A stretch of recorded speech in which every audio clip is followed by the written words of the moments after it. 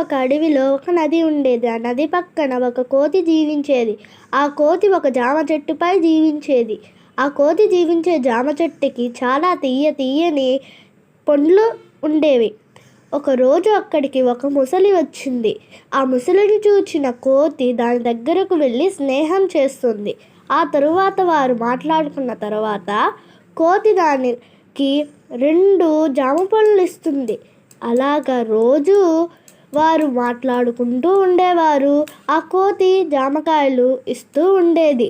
కానీ ఒకరోజు ముసలి భార్య ఇలా చెప్పింది, నాకు ఆ కోతి గుండెను తినాలనుంది, నువ్వు నాకు తీసుకోరా అని చెప్పడంతో ఆ క్రొకోడైల్ బాధతో దానికి చెప్పకుండా దాన్ని సగం దూరం వరకు తీసుకొని వచ్చి మధ్యలో నిజం చెప్తుంది.